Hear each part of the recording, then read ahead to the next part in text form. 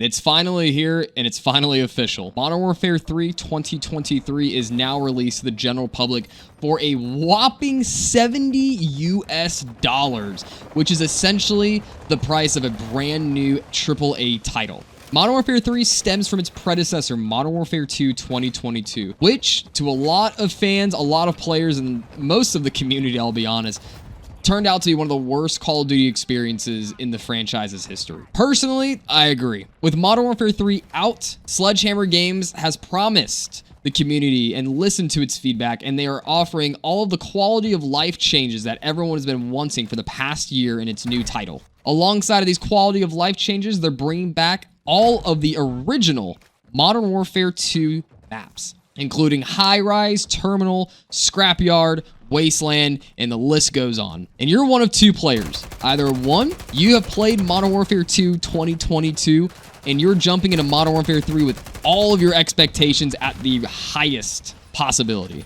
Or you're someone who hasn't played Modern Warfare 2 2022, and Modern Warfare 3 might be your first Modern Warfare game within this recent trilogy. In today's video, I'm going to be going over Modern Warfare 3 at a very high level and very detailed level as well. I'll be covering the good, the bad, the ugly, and honestly, the disappointing. As someone that's enjoyed the COD franchise from the beginning, I've played this series since Call of Duty 4 on my parents' iMac.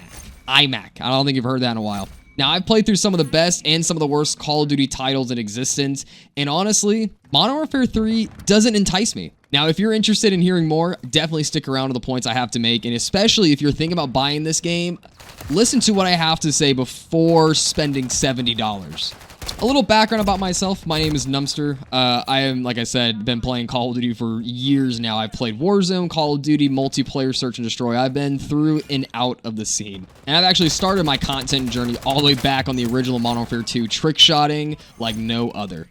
And don't worry, I'm not going to tease you. I'll throw some trick shots in this video as well. Good job, team. Get ready for the next round. Oh, you hit it. Oh my God! But without further ado, let's get into Modern Warfare 3 and what I think is good about this game. The first thing I want to start out with is the graphics of Modern Warfare 3. Now, disclaimer, if you're playing this game for performance and you're trying to get the most maximum frame rates you can possible, you're going to be playing this game at all lows, so the graphics might not interest you at all. However, if you're here to experience the more graphical side of the game, this game honestly can look really, really good. Especially at ultra and high settings, the reflections, the camos, the textures across weapons, the maps, and everything. This game can look absolutely beautiful. But if you're like me, I care a lot about my frame rates, and you're more than likely going to play Call of Duty at the lowest possible settings just to get every ounce of performance. But even at the lowest settings, this game does not look bad at all. But if you're someone that really loves to look at the textures and the physics of a camo, you're probably going to want to play it high, and the game doesn't look that bad. And I think the biggest topic within Modern Warfare 3 multiplayer is the map selection. Sledgehammer Games has brought back all of the original Modern Warfare 2 maps, including High Rise, Terminal, Scrapyard, Quarry, and so on and so forth. I believe there's 16. So if you're someone that really enjoyed the original Modern Warfare 2 maps, well, Modern Warfare 3 has them all. And they're pretty much the same. They're retextured and they've got, more color to them and everything, but more or less the exact same maps as you remember them. And on top of that, they actually have map voting. So if you don't want to play Wasteland, well, fuck it. Don't play Wasteland. Vote for High Rise. Or if both maps suck, well, you know what to do. Just back out. Now, the next point I have can either be taken good or bad, and it's the weapon variety within Modern Warfare 3. There are about 100 weapons within Modern Warfare 3. 70% of those, however, do stem from the predecessor, Modern Warfare 2 2022, with about 30-ish weapons being new within Modern Warfare 3. So if you're jumping into Modern Warfare 3 without having to play Modern Warfare 2, you're going to have a lot of variety to choose from, which might be amazing for you. However, if you played Modern Warfare 2022, you obviously remember the TAC-56 and the Vaznev being used all the time, which was pretty much the only two weapons that were used throughout the entire life cycle. And to me, a lot of the Modern Warfare 2 weapons weren't that exciting. So to me, it's more of an L, but to some of you, it might be a big W. Regardless, the weapon variety is there, and that is something good for Call of Duty. The next thing I want to mention is the perk system within this game. It's very interesting. The perks work as equipment. If you want to put on an EOD tactical vest, you can put on a certain vest that prevents a lot of damage from like grenades and such. More or less, if you would like to be sneaky and you don't want your footsteps to be heard, you can put on some sneakers and your footsteps won't be heard. It allows for a static perk system, unlike Modern Warfare 2, its predecessor, where when you played the game, you were getting perks throughout the game. They wouldn't give it to you at the start. You would have to play the game and earn them, which was really, really weird, and I don't know why they did that in the first place. So rest assured, Modern Warfare 3, the 3 perks you choose at the beginning of the game are the perks that you have for the entire game. Now, game modes wise, game modes are pretty similar from all the CODs. I know there's like hardpoint, domination, search and destroy, yada, yada, yada. The game modes are a lot to choose from and a lot to play, but don't expect anything too different in this category. And I think the biggest point to make about Modern Warfare 3, which I think everyone was looking forward to, was the movement changes within the game. If you don't know, Modern Warfare 2019, the first Modern Warfare in this recent trilogy, brought some of the most crazy movement we've ever seen within Call of Duty. Slide canceling was dominating the scene, and the skill gap was just absolutely huge within that game, and it actually started a whole generation of players. Modern Warfare 2 2022 removed a lot of the movement mechanics, and we saw a huge dip and a huge dislike from the player base. Modern Warfare 3 brings back a lot of those movement changes that we all have asked for since Modern Warfare 2 dropped, including slide canceling, not bunny hopping, but a lot of movement changes that make the gameplay more fluid. In my opinion, the movement changes that they brought into MW3 are massive, and they are much appreciated by the community. Another thing I want to talk about is the visual recoil and stuttering. When you're shooting MW3 weapons in this game, there is very little visual recoil, so you know what you're shooting at. I can't tell you, as a mouse and key player, I actually enjoy knowing what I'm shooting at, you know, without the gun bouncing around like an absolute bull. So gunplay-wise, it feels great, as well as the gunplay, the visual recoil, and the stuttering. There is a higher time to kill, or known as TTK. However, it challenges players to be a lot more accurate within gunfights, establishing a skill gap that was pretty much mitigated within the last COD. And another thing, too, that I will say that both Modern Warfare 2 and Modern Warfare 3 will both do nicely is the camo challenge. If you're someone that likes to grind for the mastery camos, Modern Warfare 3 has a great system for grinding those camos out. It's very similar to Modern Warfare 2, and I will say that was probably the most enjoyable part of that Call of Duty. And honestly, the camos that they introduced in Modern Warfare 3 are pretty sick. The multiplayer and zombies. So if you're one to grind camos, Modern Warfare 3 is going to be a very, very fun COD for you. Now, before we get into the bad section, in my opinion, of Modern Warfare 3, I want to say something beforehand. I'm not here to bash on Modern Warfare 3 multiplayer, or just the game in general, all right? I actually think it's a decent Call of Duty. I don't think it's revolutionary. It's definitely not revolutionary. It's definitely not, you know, gonna turn the tides for Call of Duty like Modern Warfare 2019 did. It's a very similar experience to Modern Warfare 2. However, it's a better experience than Modern Warfare 2. So before going forward, I'm not going to say that this is going to be the worst Call of Duty of all time. I think it's actually a decent Call of Duty, and I do think it's going to be enjoyable for a lot of the community. And by the way, again, just real quick, if I miss anything good, bad, ugly, or whatever, please put it in the comments down below. I want this video to be a video for, you know, individuals that are, you know, wanting to buy the game, but they just don't know, and they want to learn as much as possible. If I don't mention something in this video, put it down in the comments so that's, the viewer can, you know, read your comments and understand the game better. Because I'm not perfect. I don't want to make this like an hour-long video. I just want to make this a short one. But let's talk about the bad about Modern Warfare 3, and I'm going to start with the price of this game. Holy shit, $70 for an extension of Modern Warfare 2. Now, only MW2 players will understand this, but the fact that they're charging me $70 for a DLC of one of the worst Call of Duties of all time is kind of hilarious in my opinion.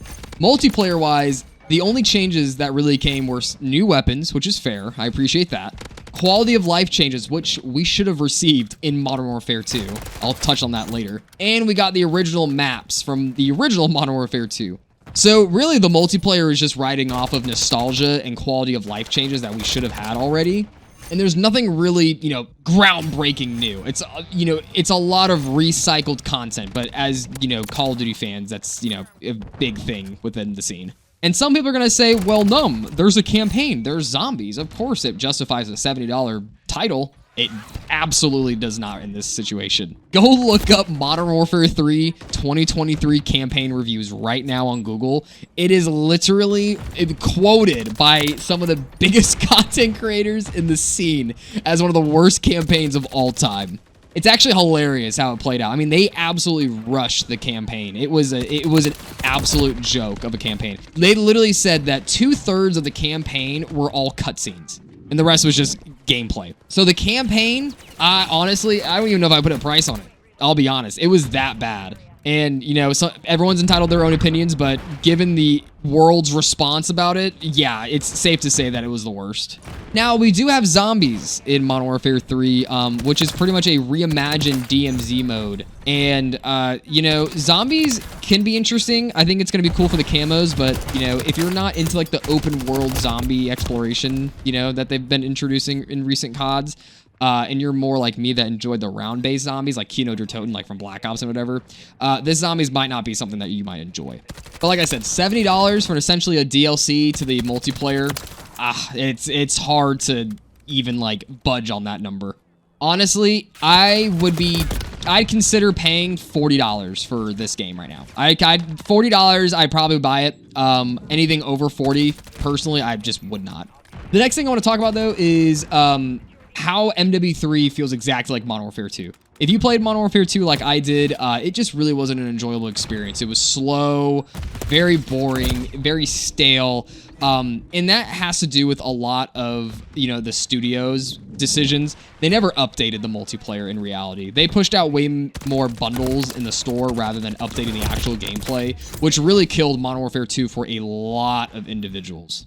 So if you did not enjoy Modern Warfare 2, MW3 might still have that stale taste in your mouth. It's almost like breaking up with an ex-girlfriend and then you're scrolling on Facebook and you see that the same ex-girlfriend. It's just going to leave a bad taste in your mouth. So hopefully Sledgehammer Games, you know, pushes out way more game updates than Infinity Ward, or else this game is probably going to fall to the same exact situation as Modern Warfare 2 did, and it's going to start losing players very soon and very fast.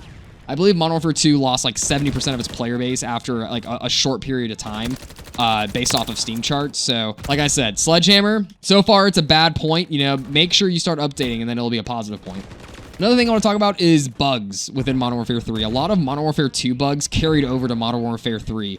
And I will give you an example on the screen too. I actually had to deal with a bug that after every round or every game, my game would drop to like 2 or 3 frames per second and the audio would start clipping just in and out randomly.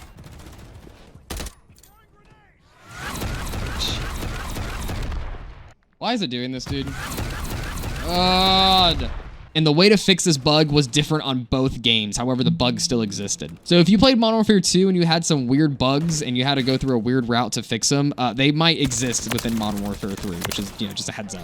Now, this next point is just for mouse and keyboard players specifically, and I'll make it short, but the mouse input on Modern Warfare 3 is the exact same as Modern Warfare 2. It's very floaty, not precise at all. It makes target switching and tracking very inconsistent, I would say. And I don't believe that it's been addressed by Sledgehammer as of now. I think it's still just in the air. So if you're on mouse and key, don't expect the mouse input to be, you know, good. It's honestly very floaty, like I mentioned. It's hard to explain floatiness within mouse input, but that's the best term I could think of. It's just not precise. And, you know, this video was not meant to be a total bashing video on Modern Warfare 3. I wanted to go over the good parts about this game, and there are some really good parts about Modern Warfare 3 multiplayer. I do think that, you know, for a lot of players, it's going to be very enjoyable, and, you know, people are going to play it a lot. However, for me, it just doesn't feel like anything new. It just feels like the exact same game that I hated for an entire year. And I think the salt in the wound is how we're getting charged $70 for this game when the marketing behind it is nostalgia and giving us the quality of life changes that we've been asking for an entire year. You have other companies that are listening to the communities and giving back to the community what they asked for. Example given, Fortnite. I mean, they recently released the original map in Fortnite. You know, I played Modern Warfare 2 and genuinely just did not enjoy the Call of Duty. And, you know, Modern Warfare 3 brings in a lot of great changes that Modern Warfare 2 should have had at the start. But instead of giving the community what it asks for and listening to your fan base, they instead utilize it in their marketing schemes to take more money out of your pockets. And I understand that it's a business in the end, and I understand that, yeah, they're probably going to make a shit ton of money off this Call of Duty, but I just can't help but just feel like my money is literally being stolen, or they're just playing with our feelings at this point. In reality, I don't think they care about our input at all. I don't think they care about our feelings or how we want to play the Call of Duty games anymore. They just care about how much money they make off of the premium releases every single year.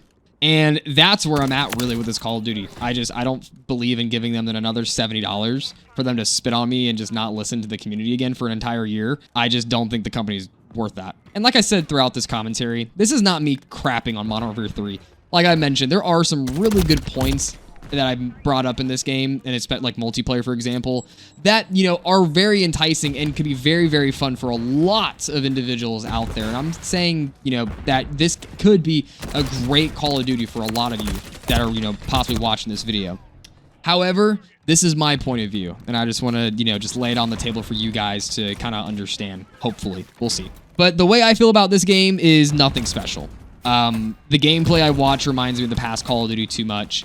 And, you know, the fact that they're charging us $70 when the marketing for this game is, you know, nostalgia and quality of life changes that we should have received is really dirty, in my opinion. Like I said, I don't think this game is worth $70. I think it's, like, worth $40. Especially after playing Modern Warfare 2 2022. A lot of these changes should be given to us for free, because it totally could have been. This game is based off the exact same engine. These changes that we're receiving in Modern Warfare 3, 100% could have been added into Modern Warfare 2, but instead they utilized it as a tactic to take more money out of our pockets. And then you throw in the nostalgic maps of Modern Warfare 2, and it's just, you know, it's like it's just the COD cycle all over again. And, you know, I'm kind of tired of spending so much money on yearly releases when I just genuinely don't enjoy the game.